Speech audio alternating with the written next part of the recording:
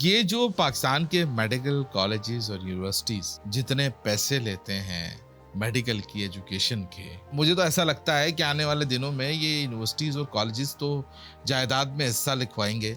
एक आम आदमी को ख्वाब नहीं देखना चाहिए कि उसका बच्चा भी डॉक्टर बने। बिल्कुल आप सही कह रहे हैं कि मेरिट का जो कत्ल है वो उसका कोई जवाब तो हमारे पास है नहीं। लाखों की बात नहीं है इस वक्त करोड़ों की बात है। देखो फलां जो है आईजी साहब हैं वो डॉक्टर है, प्रोफेसर साहब भी डॉक्टर हैं। हाँ, समा ब्यूरो फलां के जो चेयरमैन है वो भी डॉक्टर हैं। तो कहने का मकसद ये हमारे जो मेडिकल का जो खर्चा होता है शुरू का जो आता है वो बजाय उन पे खर्च करने के लिए अगर आप उस गरीब के बच्चे पे खर्च करें, उसको मेरिट पे ले आए, तो मेरे ख्याल में ये आपके लिए सर्विसेज बहुत बेहतर हो जाएंगी। पाकिस्तान में अतायत का जोर है। हर इलाके में कोई 2-4 क्लिनिक जरूर होंगे। कितने अताई डॉक्टर इस वक्त पाकिस्तान में काम कर रहे हैं? आपकी जो सोर्स है वो क्या बताती है? एडमिनिस्ट्रेशन का यहाँ पे बहुत बड़ा मसला है। 2 लाख के अंदाजन कोएक्स हैं सिंध के अंदर। 2 लाख से जायद बिल्कुल जाली डॉक्टर सिंध में काम कर रहे हैं। इससे ज्यादा है, कम नहीं है। पाकिस्तान से कुछ इजाजत दी जाती है तलबात को कि वो सेंट्रल एशियन कंट्रीज, काज़ाकिस्तान, तुर्कमानिस्तान, इस तरह के जो कंट्रीज हैं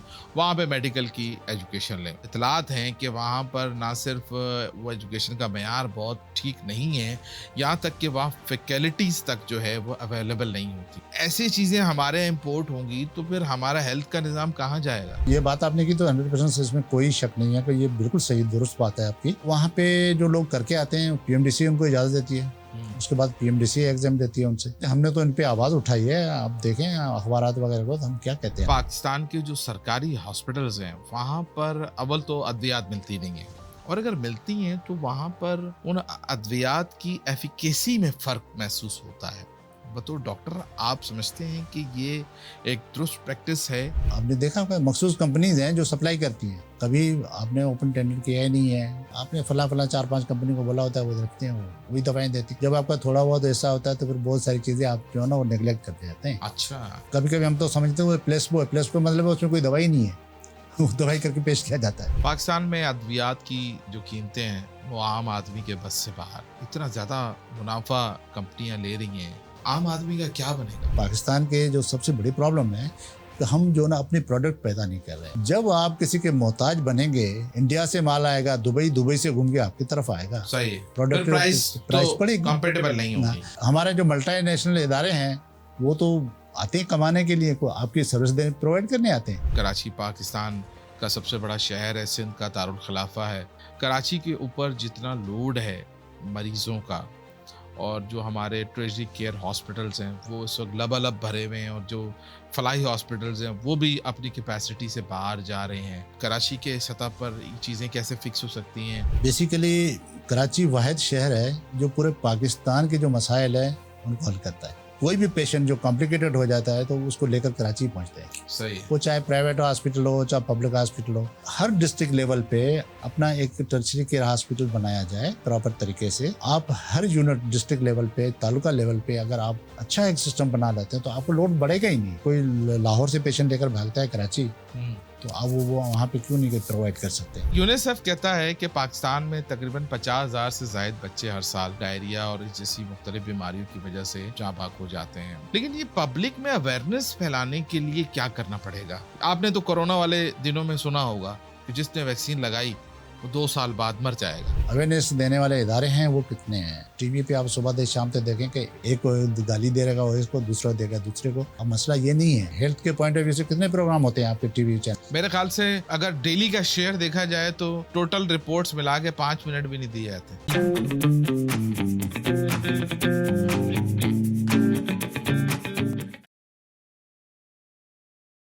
बिस्मिल्लाहिर्रहमानिर्रहीम, अस्सलाम वालेकुम। आप देख रहे हैं KNN पॉडकास्ट। मैं नवाजिश अली हूं। आज जिस मौजू पर बात करने के लिए हम आपके सामने आए हैं वो पाकिस्तान के लिए बहुत अहम है, यानी सेहत आमा का जो मामला है उस पर हम बात करेंगे। और मेरे साथ इस वक्त इस पूरे मौजू पे गुफ्तगू करने के लिए मौजूद हैं पाकिस्तान मेडिकल एसोसिएशन के secretary general doctor Abdul Ghafoor Shoro साहब। अस्सलाम वालेकुम सर, बहुत शुक्रिया आपने हमें वक्त दिया।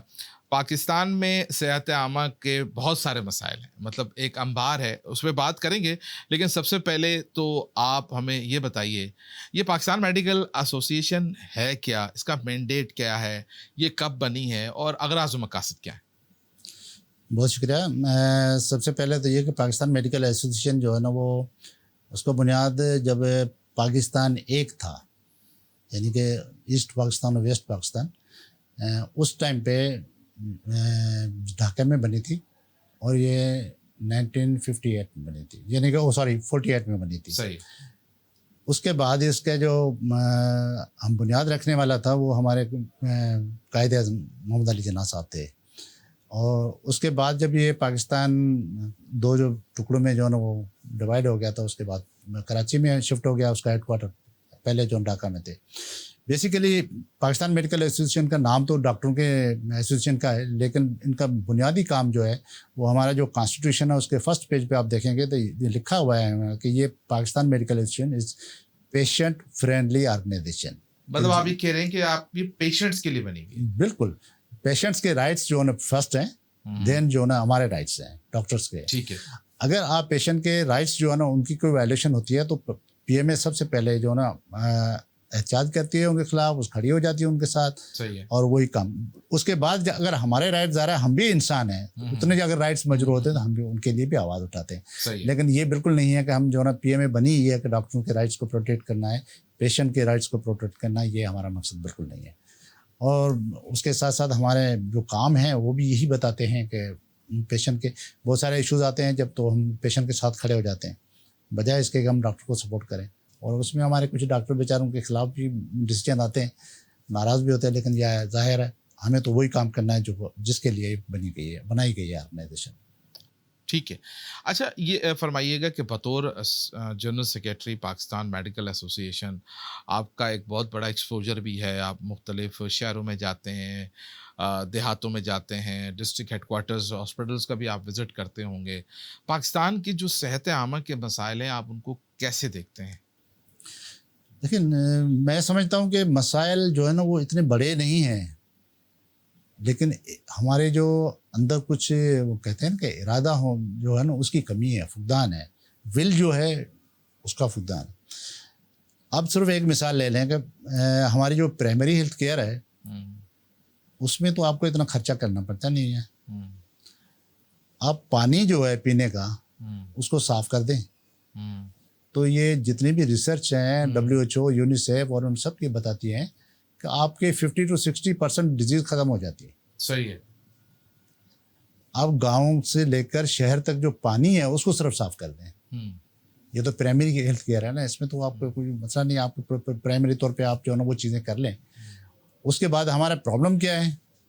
डायरिया जिससे बच्चे मर रहे हैं हमारे, मलेरिया जिससे बड़े और बच्चे मर रहे हैं, उसके बाद टाइफाइड जिसका इस वक्त हमारे पास बहुत सारे जो इलाकों में अब इलाज नामुमकिन हो चुका है, ट्यूबरकुलोसिस दुनिया पे हम 5वें नंबर पे जो है हमारा शुमार होता है, डायबिटीज़ जो कि अब अनाउंस किया गया है कि हम पहले नंबर पे माशाल्लाह आ गए। अब ये वो चीज़ें हैं जो कि हम कहते हैं ना इनको प्रिवेंटेबल डिजीज़ हैं, इनको बचाया जा सकता है, ये इनसे बचा जा सकता है। तो मसाइल अगर हैं तो उनका हल आसान है, लेकिन वो कहते हैं कि कहीं पॉलिटिकल विल हो, आपका जो है ना वो गवर्नमेंट लेवल पे या एडमिनिस्ट्रेशन लेवल पे या किसी भी जो है ना वो इदारों के हैसियत से ये तय किया जाए उस दिन के आज के बाद ये चीज़ें नहीं होंगी तो उस दिन से वो चीज़ें कम होना शुरू हो जाएंगी। तो प्रॉब्लम का जो असल सोल्यूशन है वो इसी तरफ से होगा। आप नगर पार्क घूमने जाएं, आपको मेल न्यूट्रिशन के बच्चे जो है बहुत सारे मिलेंगे जो कि फूड की वजह से प्रॉब्लम है उनके साथ। आप उनके और जो मामलात हैं उनके साथ साथ ये रिलेटेड हैं कि बच्चे जो है ना कमज़ोर मिलेंगे आपको, उनका कद छोटा मिलता है, उनमें और बहुत सारी, क्योंकि वो इम्यून कम्प्रोमाइज़ पेशेंट हो जाते हैं बेचारे, उनमें इतनी मदाफ़त नहीं होती, ताकत नहीं होती, तो उनका ये मसला है। इसी तरह से आप किसी और इलाके में जाएंगे तो आपको जो ना ये जो मैं कहता हूँ प्रिवेंटेबल डिजीज़ है इनका जो ना बहुत बड़ा बर्डन नज़र आएगा। तो टोटल जो हम प्रिवेलेंस कहते हैं यानी कि टोटल बर्डन ऑफ डिजीज़ जो है उसके छोटे छोटे महरक़ात हैं, अगर उसको हम एड्रेस करना शुरू करते हैं तो ये मसला ठीक है।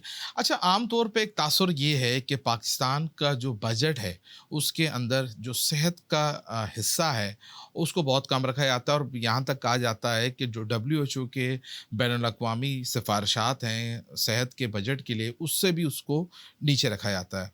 लेकिन ये परसेप्शन ठीक है कि ये मामला बजट का है, जो हम इतनी ज़बूहाली का शिकार हैं, ये मामला एडमिनिस्ट्रेशन का भी है? देखिए, बिल्कुल आप सही कह रहे हैं। मामला जो है ना दोनों तरफ से जो कहते हैं ना बराबर हैं। एक तो वजह ये है कि आपके जो ना जो बजट है वो 2 पॉइंट समथिंग रखा गया है जो कि न होने के बराबर है। सही है। एटलीस्ट हम कहते हैं कि जीडीपी का जो ना 6% होना चाहिए। जी। जो तरक्की याफ्ता ममालिक है उनके 12% भी है, किसको इससे भी ज़्यादा सही। है। लेकिन पाकिस्तान की सूरत यह है कि हमारे पास ज़ाहिर है जितने वसाइल होंगे उतना ही खर्च करेंगे, लेकिन 2.6, 2.1, 2.3 जो भी है उसको आप प्रॉपर खर्चा करना शुरू कर दें तो ये मसाइल कम हो सकते हैं। तो हमारे एडमिनिस्ट्रेशन का भी बहुत बड़ा इसमें जो ना आता है कि यूटिलाइज जो होता है आवाम पे जो खर्चा जाता है वो जो कहते हैं ना एंड यूजर तक जो हमारी पेमेंट या पैसे जो पहुंचते हैं, फाइनेंस जो होती है वो पहुंचती है, वो 2.1 नहीं पहुंचता, वो कभी 0.5 पहुंचता है।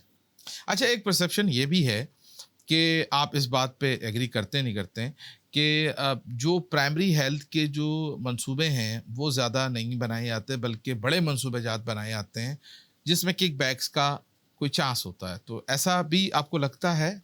नहीं, 100% लगता है मुझे। मैं तो इस पे आवाज़ भी उठा रहता हूँ। उसकी वजह ये है कि प्राइमरी हेल्थ केयर अगर आपका स्ट्रांग नहीं होगा तो सेकेंडरी टर्शरी तो आपका वैसे कोलैप्स होना है। सही है। देखिए, प्राइमरी हेल्थ केयर का मतलब ये है कि आप प्रिवेंटिव पे ज़्यादा जोर दें, तो हम कहते हैं ना prevention is better than cure. अब बीमारी हो जाने के बाद जो तो मसले बढ़ जाते हैं। आप 5 रुपये खर्च करके आप 50,000 की बीमारी से बच सकते हैं, लेकिन अगर आप 5 रुपये खर्च करना नहीं चाहते, आप चाहते कि हम 50,000 ही खर्चा करें, तो जाहिर है आपका बजट तो नहीं काबू में आएगा, आपको वो मसले मसाइल पैदा होंगे। और वो भी आपने देखा होगा कि हमारे टर्शरी केयर के हॉस्पिटल जो होते हैं ना उसमें ओपीडी का बेतहाशा रश होता है। बदतरीन। इंटरनेशनली तौर पे आप जाएं, आप अड़ोस पड़ोस में भी जाएं, मैं और जाने की आपको नहीं कहता, आप चाइना चले जाएं, आपको टर्शरी केयर हॉस्पिटल में रश तो नजर ही नहीं आएगा। आप समझेंगे कि तो ये हॉस्पिटल ही बंद पड़ा हुआ है। पता चला कि उसमें सब कुछ हो रहा है। जो टर्शरी केयर का काम है वो कर रहे हैं, वो ये नहीं कर रहे हैं कि आपको जो प्राइमरी केयर कर रहे हैं सेकेंडरी केयर कर ही नहीं रहे, तो वो काम प्रॉपर हो रहा है। आपका एक तो बजट की जो एलोकेशन है वो प्रॉपर यूज हो रही है। सही है।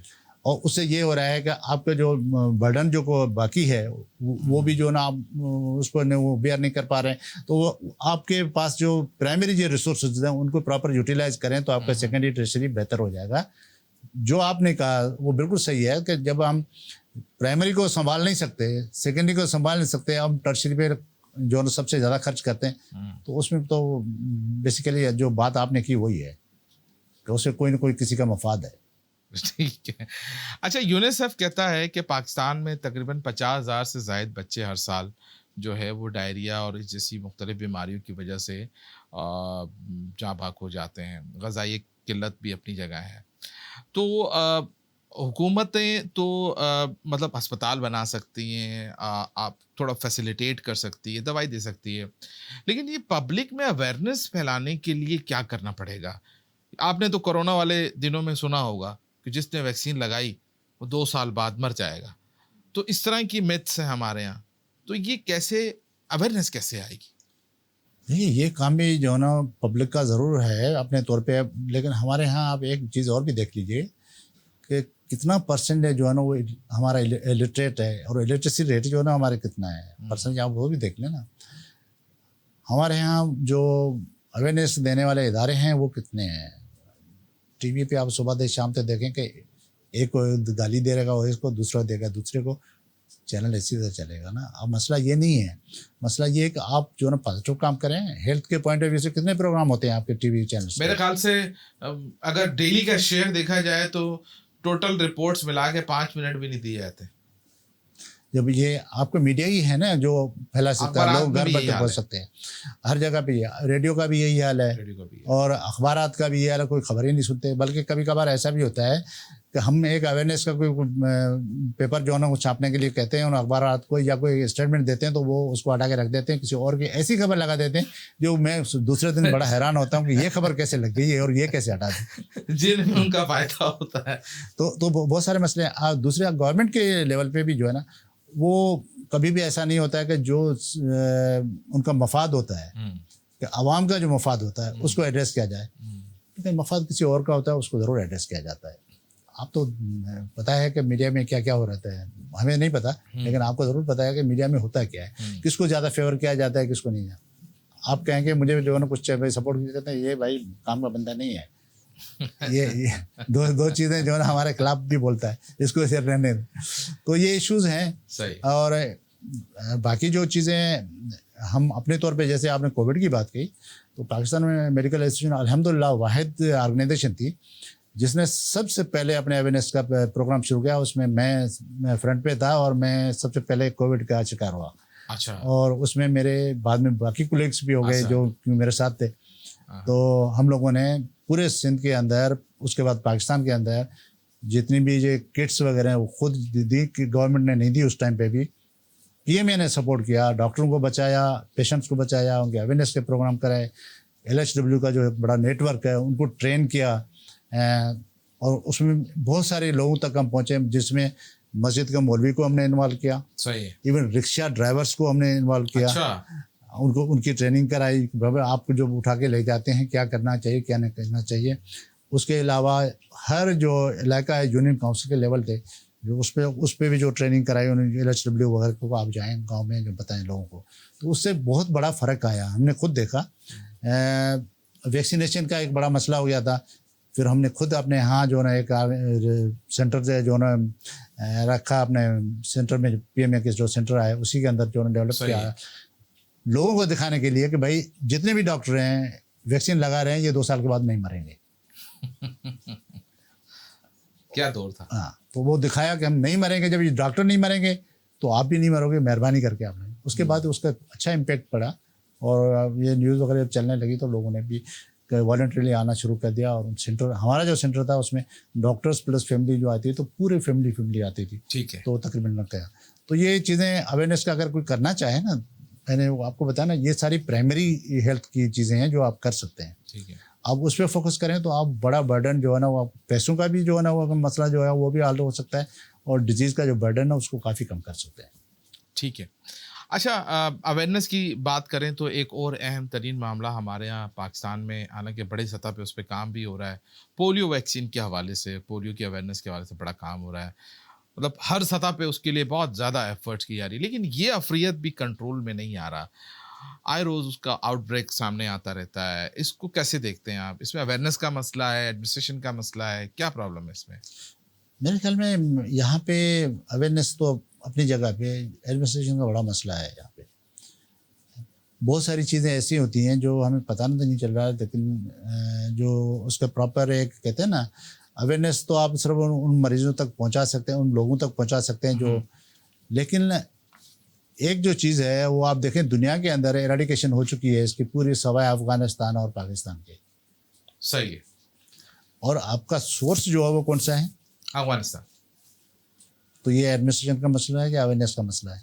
अभी आए आप ही बता दें हमें। आप उस बॉर्डर को प्रॉपर सील कर दें, वहाँ पे स्क्रीनिंग शुरू कर दें, वहाँ जो है वैक्सीनेशन शुरू कर दें। होती है वहाँ वैक्सीनेशन तो नहीं होती। अगर होती तो सर आज आपके पास इतने मरीज नहीं। आप ये भी देख लीजिएगा रोज़ाना अखबार में जो रिपोर्ट होता है वो केस कहाँ से रिपोर्ट हो रहा है, और ये कराची में भी जो हो रहा है तो वो किस इलाके से हो रहा है, वहाँ पे आबादी और पॉपुलेशन को आप ज़रा देख लीजिए तो आपको सब पता चल जाएगा। लेकिन यहाँ पे वो कहूँगा कि एडमिनिस्ट्रेशन का प्रॉब्लम ज़्यादा है, अवेयरनेस का इतना ज़्यादा मसला नहीं है। पोलियो बहुत पुराना हो चुका है, हर बंदे को पता चल चुका है। अब लोग फील भी करते हैं और ये अपने एक्सप्रेस करते हैं यार ये मसला पिलाना है और करना। ज़ाहिर है कुछ इलाके ऐसे हैं वहाँ पे कुछ इश्यूज़ हैं, वो पॉलिटिकली हैं, मजहबी हैं, वो हम नहीं कह सकते क्यों हैं कि किस लिए, वो एडमिनिस्ट्रेशन को देख लें। ठीक है। पाकिस्तान में अतायत का जोर है। हर मोहल्ले में, हर इलाके में कोई 2-4 क्लिनिक ज़रूर होंगे जो कि खुले हुए हैं, बड़ी बड़ी डिग्रियां लिखी हुई होती हैं, लोग जाते हैं 50-100-200 रुपये में वहाँ पर अपना इलाज कराते हैं। कितने अताई डॉक्टर इस वक्त पाकिस्तान में काम कर रहे हैं? आपकी जो सोर्स है वो क्या बताती है? देखिए, मेरी जो सोर्स है वो तो ये बताती है कि इस वक्त जितने डॉक्टर हैं उससे दोगुने जो है ना वो कोएक्स हैं। आप ये कह रहे हैं कि जितने और असली डॉक्टर हैं उससे 2 मरतबा जो है ज़्यादा, आप समझेंगे, आप उसको 2 से जाली मल्टीप्लाई डॉक्टर कर दें, हैं। जाली डॉक्टर हैं। उसकी तो ये कौन रोकेगा इन्हें? उसके लिए मैं इस वक्त जो है, जैसे आप बात करें तो वो सिंध में सिंध हेल्थ केयर कमीशन है, जिसको ये डोमेन दिया गया, उसका डोमेन है कि आप जो नहीं जाके काम करें उसको रोकें। पंजाब में पंजाब हेल्थ केयर कमीशन है, केपीके में केपीके के हेल्थ केयर कमीशन है, और अभी रिसेंटली बलूचिस्तान के हेल्थ केयर कमीशन है। सही है। लेकिन असल में चीज़ें ये होती है कि वो एडमिनिस्ट्रेशन का यहाँ भी बहुत बड़ा मसला है। सही है। सिंध की मैं बात कर रहा हूँ तो आपके 2 लाख के अंदाजन कोएक्स हैं सिंध के अंदर, जो 2 लाख में अंदाजन हम कहते हैं वो डर डर के कह रहे हैं, इससे तकरीबन 2 लाख से जायद बिल्कुल जाली डॉक्टर सिंध में काम कर रहे हैं। इससे ज़्यादा हैं, कम नहीं है। लोग इस जिंदगी से खेल रहे हैं। हाँ बिल्कुल खेल रहे हैं। उसके लिए अब मसला ये है कि हमारे अभी तो कानून में कुछ जो है ना वो गुंजाइश ऐसी रखी गई है कि उनके लिए कि उसको फेवर कर सकती है।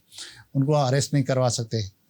उस पर जब एफआईआर कटती है तो उसके लिए मैजिस्ट्रेट के पास जब केस जाता है तो उसको इतना टाइम लग जाता है कि वो कहीं दूसरी कोर्ट में जाके ये बताइएगा कि जाली डॉक्टर को आइडेंटिफाई करने के लिए, उसे रोकने के लिए क्या ये डीएचओ लेवल पर ये काम होता है? नहीं, अब पहले था। अच्छा, अब ये ट्रांसफर हो गया टोटल हेल्थ केयर कमीशन को।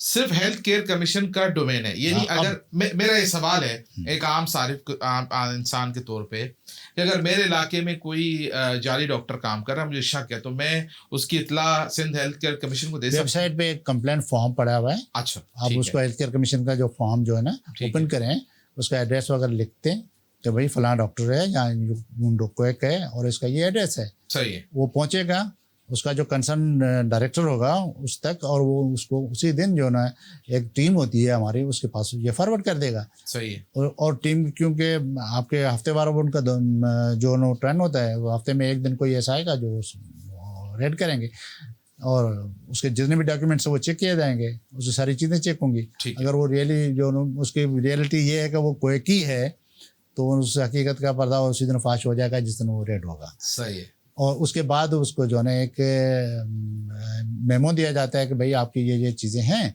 आपने गलत काम किया है, लेकिन उसकी सज़ा ये है कि आप हेल्थ केयर कमीशन में आके जो है पेशी लगेगी उसकी, फिर वो उसकी हेयरिंग होगी। मतलब कुछ खास नहीं होने वाला। मैं ये बता रहा हूँ, कानून में अभी तक इतनी गुंजाइश है कि उनको इतनी सख्त सज़ा। तो हम इस वक्त सिंध हेल्थ केयर कमीशन के प्लेटफॉर्म से एक कानून बना रहे हैं, कोशिश कर रहे हैं कि इसको इतना सख्त किया जाए कि उनके लिए कोई सज़ा भी होनी चाहिए। यानी आप अगर कोई मेरे पास एक केस आया था आज से काफ़ी पहले, जब कोई हेल्थ केयर कमीशन भी नहीं था, तो एक साहब आए थे मेरे पास, तो उसने कहा कि मेरी वाइफ की डेथ हो गई है और मैं हर जगह पे भाग दौड़ के थक गया हूँ, आप मेरी मदद करें। तो हमने कहा वो कैसी हुई? इन्वेस्टिगेशन पे पता चला है कि एक कोएक थी जिसने बोर्ड लगाया था कि मैं आगा खान में फ़लाँ जगह पे जो बैठती हूँ, मैं फ़लाँ जगह बैठती हूँ, मैं MCPS किया है, FCPS किया, फ़लाँ किया हुआ है।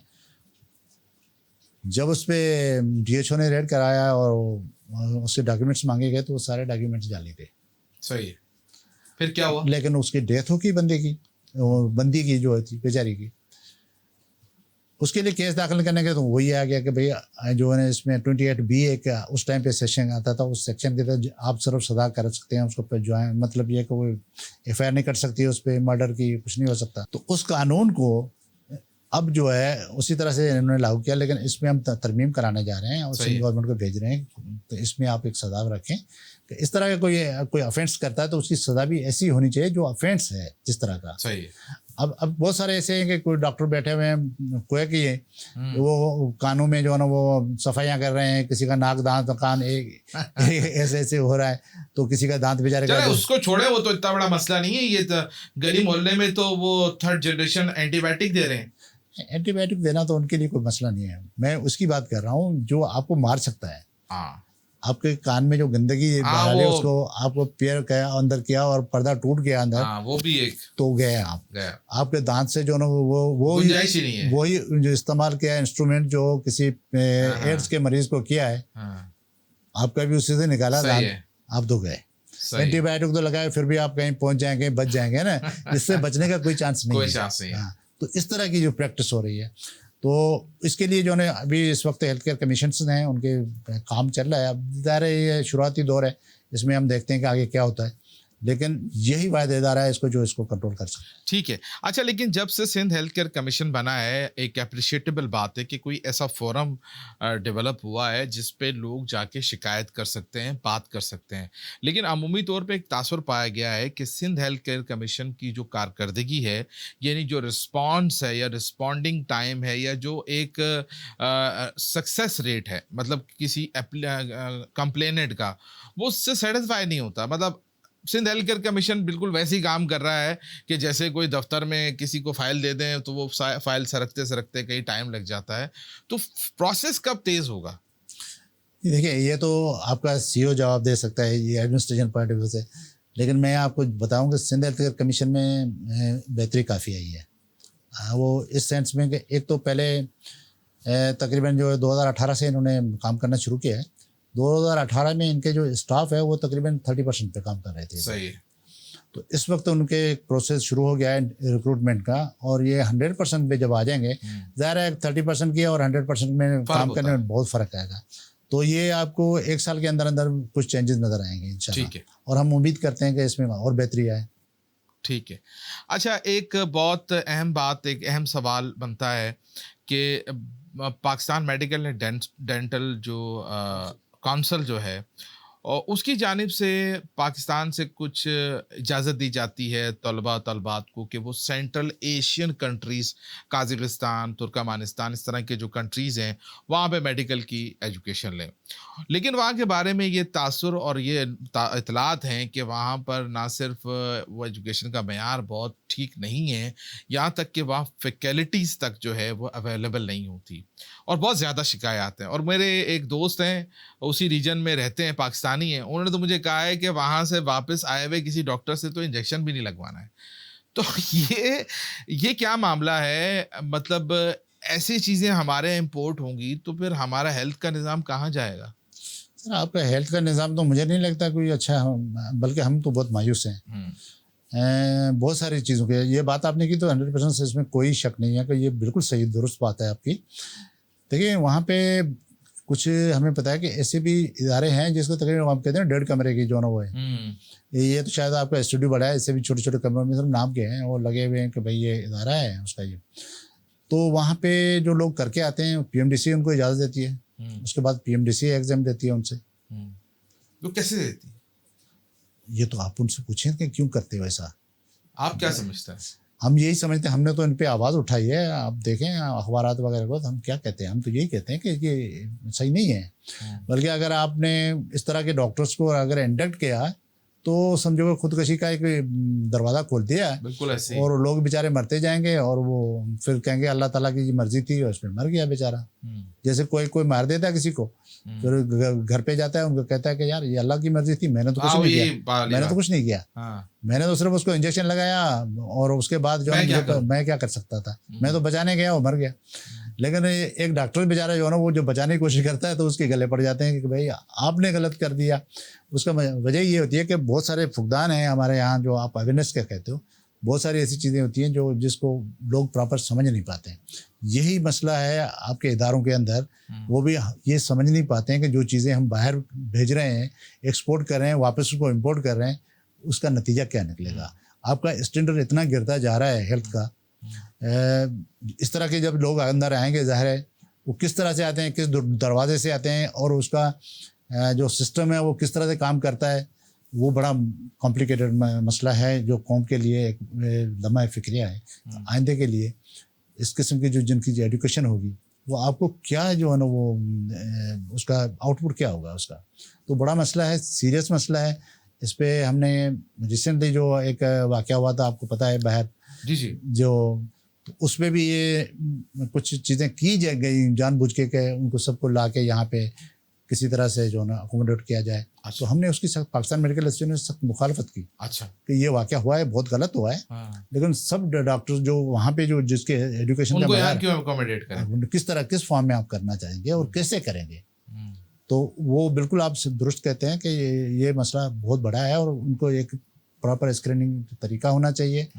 और वहाँ के जो जहाँ इदारों में आप भेज रहे हैं उनकी भी प्रॉपर जो है ना वो एक किस्म की जांच पड़ताल होनी चाहिए कि वाकई वो इदारे जो हैं भी या नहीं है, या जिस हैं तो उसका मयार क्या है। सही है। तो लेकिन क्योंकि वो जिस इदारे के करतूत हैं उसमें कोई अभी अच्छी उम्मीद रखने की सही है। अच्छा, वैसे आपके ख्याल में इन ममालिक की जो डिग्रियां हैं तो ये दूसरे ममालिक में डेवलप कंट्रीज में माननी जाती हैं? सवाल ही नहीं पैदा होता।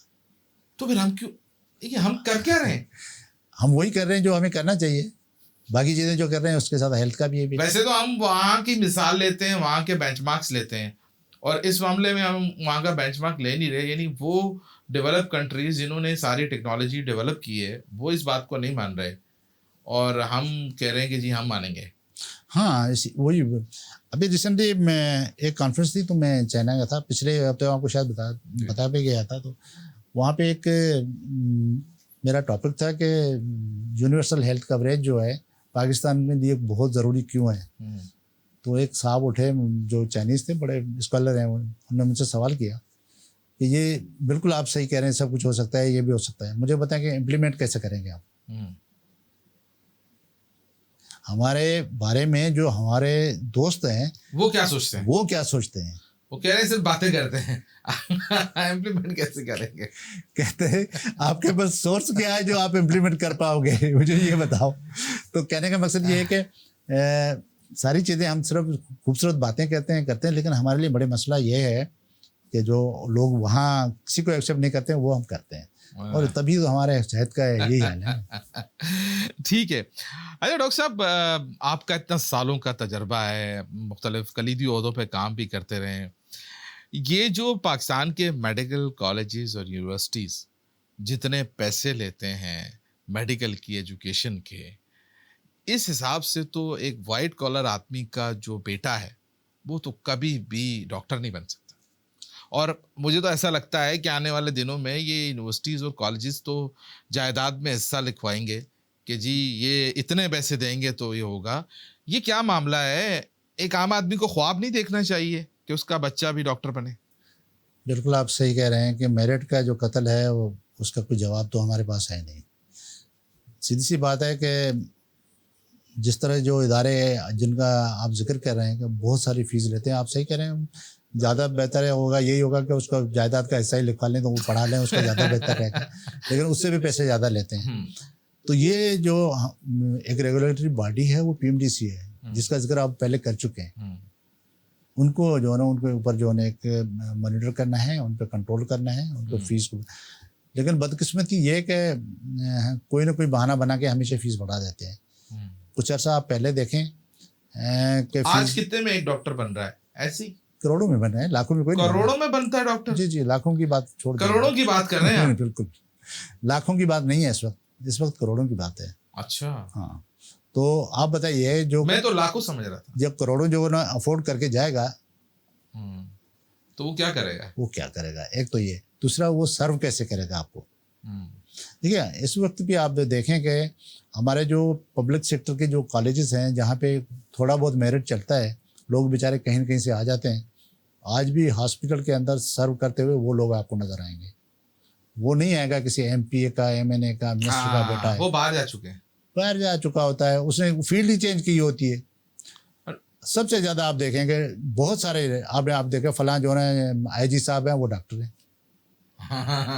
ये होता है, डॉक्टरेट की डिग्री होती है। फलां जो है ना वो उसका प्रोफेसर साहब भी डॉक्टर हैं। हाँ, समा ब्यूरो फलां के जो चेयरमैन है वो भी डॉक्टर हैं। हाँ, तो कहने का मकसद ये हमारे जो मेडिकल का जो खर्चा होता है शुरू का जो आता है, वो बजाय उन पे खर्च करने के लिए अगर आप उस गरीब के बच्चे पे खर्च करें, उसको मेरिट पे ले आए, तो मेरे ख्याल में ये आपके लिए सर्विसेज बहुत बेहतर हो जाएंगी। सही है। तो ये भी एक बड़ा प्रॉब्लम है हमारे सेहत के निज़ाम के अंदर। मेडिकल की एजुकेशन जो है ना वो इतनी महंगी हो गई है कि आम आदमी अफोर्ड ही नहीं कर सकता। और बाकी जो है, क्योंकि पॉपुलेशन जिस तरह से बढ़ रही है, ये भी हमारे लिए एक अलमिया है कि हमारे यहाँ वो कहते हैं ना रिसोर्सेज बहुत कम है, और हम जो बड़े पैमाने पे IK के फैमिली के अंदर 12-12 बच्चे हैं, 15-15 बच्चे हैं, बिल्कुल ऐसे, और पॉपुलेशन पे हम कंट्रोल नहीं कर पाए। हमारे पास नेशनल प्रोग्राम बेचारा है, वो भी बेचारा ही है, हाँ, इसलिए कि उसमें काम करने वाले लोग जो है ना वो सही है। अपने लिए काम कर रहे हैं, किसी और के लिए नहीं कर रहे हैं। ठीक है। तो ये बड़े इश्यूज हैं ये भी। अच्छा, ये फरमाइएगा कि पाकिस्तान के जो सरकारी हॉस्पिटल्स हैं वहाँ पर अव्वल तो अद्वियात मिलती नहीं है, और अगर मिलती हैं तो वहाँ पर उन अद्वियात की एफिकेसी में फ़र्क महसूस होता है। बतौर डॉक्टर आप समझते हैं कि ये एक दुरुस्त प्रैक्टिस है, कि ये ठीक हो रहा है, ऐसा होना चाहिए? Being a PMA secretary general, मैं बिल्कुल इसको नहीं कहता हूँ कि ठीक है। मैं कहता हूँ 100% आप सही कह रहे हैं, ये बिल्कुल मसले जो है ना इस तरह से नहीं होने चाहिए। देखिए, मखसूस कंपनीज हैं, हाँ, ये कार्टेल है। आपने देखा होगा, मखसूस कंपनीज हैं जो सप्लाई करती हैं। कभी आपने ओपन टेंडर किया ही नहीं है, प्रॉपर जो तरीका होता है प्रोक्योरमेंट का वो आपने अप्लाई नहीं किया होता है। आपने फला 4-5 कंपनी को बोला होता है, वो रखते हैं, वो वही दवाएं देती। जब वो दवाएं देंगी तो ज़ाहिर है उसमें आपका थोड़ा बहुत हिस्सा भी होता है। जब आपका थोड़ा बहुत हिस्सा होता है तो फिर बहुत सारी चीज़ें आप जो है ना वो नेगलेक्ट करते जाते हैं। अच्छा। और जब वो कर जाते हैं तो फिर मरीज को बेचारे को तो वही दवाई मिलेगी ना, जिसको हम कहते हैं स्पिरिट्स ड्रग है, जो काम की नहीं है। उसमें अगर आप केमिकल उसकी रिपोर्ट करा देंगे तो उसमें 2% भी नहीं होगा जो 100% लिखा होता है उसमें। अच्छा। तो बहुत सारी तो काम कहाँ से करेगी। मैं तो कभी कभी हम तो समझते हैं वो प्लेसबो है, प्लेसबो मतलब उसमें कोई दवाई नहीं है वो दवाई करके पेश किया जाता है। अच्छा। तो इसी तरह से जब काम चलेगा तो मरीज को क्या बेनिफिट होगा उसका। ठीक है। पाकिस्तान में अद्वियात की जो कीमतें हैं वो आम आदमी के बस से बाहर है। बिल्कुल सही कह। वक्त के साथ साथ जो है वो मतलब हम किसी मेडिकल स्टोर पर जाएं तो हम देखते हैं कि लोग 1 गोली 2 गोली 4 गोली लेने पे मजबूर हैं। एक वक्त था लोग अपनी पूरी नुस्खा लेते थे। अद्वियात की कीमतें जब इतनी ज़्यादा हो जाएंगी, इतना ज़्यादा मुनाफा कंपनियां ले रही हैं, आम आदमी का क्या बनेगा? ये हम कंपनीज को ज़रूर वो कहते हैं ना कि डांटें, धमकियाँ भी दें, उनको शर्म भी दिलाएं, सब कुछ आप जो भी करना कहते हैं। लेकिन देखिए हमारे यहाँ पूरे सिस्टम का मसला ये है। आज से पहले जो है, अब 10 साल पीछे चले जाएं, 10 साल आपका पेट्रोल का रेट क्या था? आज फर्क है, बिल्कुल ऐसे ही। ऐसे ही इसी तरह से आप पीछे चले जाएं, आप देखें पेपर का क्या रेट था। इसी तरह से आप जाएं, आपकी सब्जियों के रेट क्या थे, आज क्या रेट है। तो मतलब फार्मा कंपनियों की तरफ से इजाफा मनमाना नहीं है, बल्कि नहीं, मैं अब उस बात पे आ रहा हूँ। आप मौका फराहम कर रहे हैं। आप देखें ना, सब्जी वाले से आप पूछेंगे, सब्जी तो हमारी ये घारो ठट्टा में पैदा होती है ना, कोई बाहर से तो नहीं इम्पोर्ट हो गया थी। उससे पूछे सर वो जो ना पेट्रोल के रेट बढ़ गए और इसीलिए वो ट्रक वाला जो सामान नहीं उठा रहा था। कंपनी से जब बात करो आप, सर आपने देखा नहीं डॉलर कितना बढ़ गया है। हमारी सबसे ज़्यादा जो एक रिसर्च पे हमारा काम नहीं हो रहा। जो हमारे पाकिस्तान के जो सबसे बड़ी प्रॉब्लम है कि हम जो ना अपने प्रोडक्ट पैदा नहीं कर रहे हैं। पाकिस्तान में रिसर्च नहीं है, तकरीबन ना होने के सवाए कुछ इदारों के जो प्राइवेट इदारे हैं। अब पब्लिक सेक्टर में आप देखें तो रिसर्च होती नहीं है तकरीबन। सही है। तो वो नहीं हो रही। उसके आपकी जो प्रोडक्ट आपको अपने तौर पे लोकली पैदा करनी चाहिए वो बहुत कम हो रही है। जब आप किसी के मोहताज बनेंगे, इंडिया से माल आएगा, दुबई से घूम के आपकी तरफ आएगा। सही है। तो प्रोडक्ट प्राइस तो पड़ेगी, कंपेटेबल नहीं होगी। और हमारे जो मल्टीनेशनल इदारे हैं वो तो आते हैं कमाने के लिए, आपकी सर्विस प्रोवाइड करने आते हैं। सही है। IPPs को देख लें। तो यही कमाल हमारे यहाँ ये बल्कि जो नेशनल ड्रग्स कंपनीज हैं उनके साथ उनको आपका कोई लेना देना। नेशनल जो मेडिसिन कंपनी है बेशतर तो इतना बिलो द स्टैंडर्ड। एग्जैक्टली, बिल्कुल सही कह रहे हैं। ज़ाहिर आप मजबूर हो जाएंगे ना, वहाँ जाएंगे, वहाँ तो फायदे के लिए आते हैं ना, वो थोड़ी आपको सर्विस देने के लिए आते हैं। उनका काम क्या है? वो कहते हैं भाई हम 5 पैसे लगा रहे हैं तो 5 पैसे कमाने के लिए लगाए ना, ऐसे थोड़ी है। तो वहाँ पे भी एक ड्रग रेगुलेटरी अथॉरिटी है हमारी जिसका नाम है ड्रैप। बिल्कुल। वो क्या कर रही है उसको देखना चाहिए, लेकिन उसका भी हमें कोई रोल नज़र नहीं आता इस वक्त। सीधी सी बात है, बड़े मसले मसाइल हैं हमारे। ड्रेप में जो लोग जो ड्रेप की कोई ऐसी कमेटी है जिसमें स्टेक होल्डर्स को इनकॉर्पोरेट करते हैं, नहीं करते हैं, अब खुद ही बस जो उन्होंने फैसला किया बस वो आखिरी फैसला है? मोस्टली ऐसा ही करते हैं, लेकिन इस वक्त जो है ना वो मैं आपको रिसेंटली बताऊँ कि ड्रेप की मीटिंग हुई थी, जो पाकिस्तान मेडिकल एसोसिएशन के हमारे जो पंजाब के सदर हैं वो उन्होंने पार्टिसिपेट किया था। तो उस पे उसने बड़ा जो ना ऑब्जेक्शन किया कि जो आप रेट बढ़ा रहे हैं ये बहुत ही गलत है, इस तरह से होता ही नहीं है। लेकिन जब आपके 10 लोग एक तरफ हो तो बिल्कुल ऐसी। एक डिसीजन वही होता है जो 10 लोग कर रहे होते हैं, और बिल्कुल 10 लोग ऐसे। कौन होते हैं? मेरे अपने होते हैं। बिल्कुल ठीक है। एक आखिरी सवाल, आप और मैं कराची में रहते हैं। कराची पाकिस्तान का सबसे बड़ा शहर है, सिंध का दारुल खिलाफा है, रेवेन्यू जनरेटर है। बड़ी तादाद में मुख्तलिफ़ कम्युनिटी के लोग यहाँ पर रिहाइश पज़ीर हैं। सिंधी, पंजाबी, बलोची, पठान, गिलगिती तमाम लोग यहाँ मौजूद हैं। लोग दूर दूर से इलाज की गर्ज से भी आते हैं। ज़ाहिर है बड़ा शहर है। कराची के ऊपर जितना लोड है मरीज़ों का, और जो हमारे ट्रेजरी केयर हॉस्पिटल्स हैं वो इस वक्त लबालब भरे हुए हैं, और जो फलाही हॉस्पिटल्स हैं वो भी अपनी कैपेसिटी से बाहर जा रहे हैं। कैसे देखते हैं ये एट कराची के सतह पर ये चीज़ें कैसे फिक्स हो सकती हैं? हमारे यहाँ बीएचयूज़ काम नहीं कर रहे, डिस्पेंसरीज काम नहीं कर रही, अगर काम कर रही हैं तो वहाँ स्टाफ नहीं है, स्टाफ है तो आता नहीं है, मशीनें ख़राब पड़ी हुई हैं, एक्सरे मशीनें नहीं चल रही।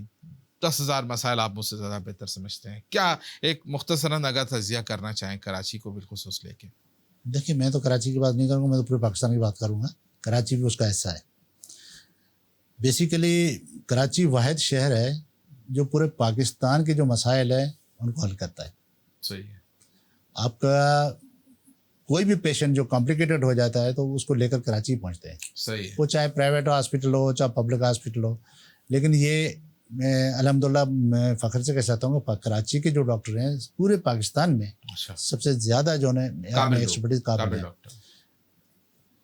उसमें तो बर्डन तो ज़ाहिर पड़ेगा, जहाँ पे आपको फैसिलिटी मिलेगी वो किसी तरह से भी आएगा। हमारे यहाँ जो सबसे ज़्यादा मसला है, जो हमारे सबसे ज़्यादा प्रॉब्लम है, वो ये मैं जो पहले बता चुका हूँ आपको, प्राइमरी हेल्थ केयर पे हमारा फोकस नहीं है।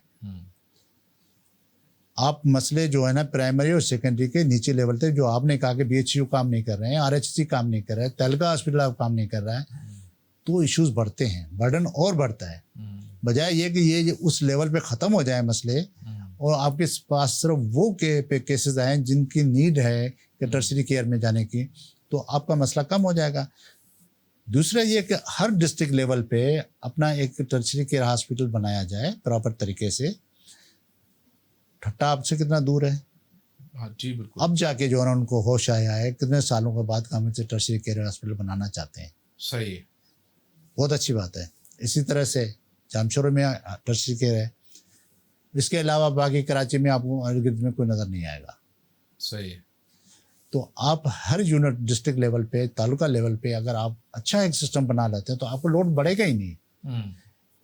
दूसरा ये जो एक्सपर्टीज़ है वो आपके, जो अगर कोई लाहौर से पेशेंट लेकर भागता है कराची, तो आप वो वहाँ पे क्यों नहीं प्रोवाइड कर सकते? पब्लिक पिम्स है, बहुत बड़ा इदारा है इस्लामाबाद का, आपका कर रहा है, सर्विसेज दे रहा है। सही। उसको और भी ज़्यादा अच्छा बनाए, डिस्ट्रिक्ट लेवल पे अच्छा बनाए, तालुका लेवल पे अच्छा बनाए, बीएचओ को अच्छा बनाए, आप सिस्टम को बेहतर करें, तो आप पे कराची पे लोड पड़ेगा ही नहीं सर। सही है। कराची बिल्कुल आसानी से ये सबको हैंडल कर लेगा। कराची में मसाइल बहुत हैं, पॉपुलेशन बहुत ज़्यादा है। अच्छा, मिनी सिटी जो आप हम कहते हैं मिनी पाकिस्तान जो है, तो ये सिटी मिनी पाकिस्तान है। तो मिनी पाकिस्तान को आप तभी लोड करते जब इसका लोड जो है ना वो डिस्ट्रीब्यूट करते हैं आप। ठीक है। डिस्ट्रीब्यूट का बेहतरीन तरीका यह है कि ये फैसिलिटीज़ आप जो है ट्रिकल डाउन करें, नीचे तक पहुँचाएँ। जब आप नीचे तक पहुँचाएंगे तो यह लोड आस्ते आस्ते कम होता जाएगा, ये प्रॉपर काम करने लगेगा। ठीक है। बहुत बहुत शुक्रिया डॉक्टर साहब, आपने हमें वक्त दिया और सैर हासिल आपसे गुफ्तगू रही मुख्तलिफ़ मौज़ूआत पर। और हमारी कोशिश यही है कि मुख्तलिफ़ शोबा ज़िंदगी के जो शख्सियात हैं उनके साथ बैठ कर मुख्तलिफ़ मौज़ूआत पर मुस्बत गुफ्तगू भी करें, और उनके मसाइल भी पे भी डिस्कस करें, उनके हल पे भी बात करें।